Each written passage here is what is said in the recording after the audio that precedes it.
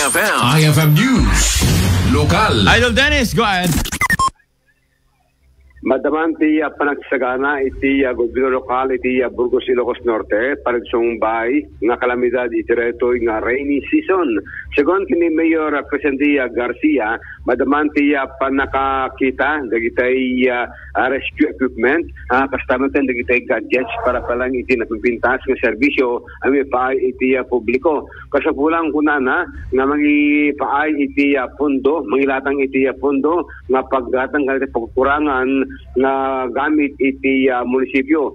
Malagik mo iti ilang kalabes ket Burgos ti masakala iti mapektaran iti kalamidad gaputi nagpigsa nga angin todo nga napasaran iti nakamat nga lugar. Iti agdama manarimampay iti panaka double check dagitay abubong dagitay pagdagusan wano dagitay pagyanan dagitay mapektaran dumtang iti lang sa covered court kasamatin iti evacuation center in bagati mayor yung tatrasaba pay masapol iti napastaganan para pelaing iti asong bahay nga tudtudo iti mas masungad nga bulbulan iti probinsya ti Ilocos Norte.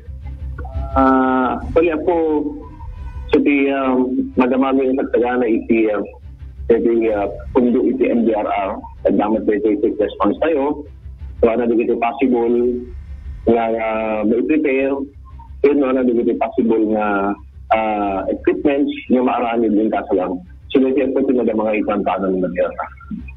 No kanal na pagsaritaan kung kini Mayor Garcia awan tiya problema gapot tulong ti DPWH mangsimsimpa at tiya pasit tiya barangay Bubon nga isu talisto malayos no dumteng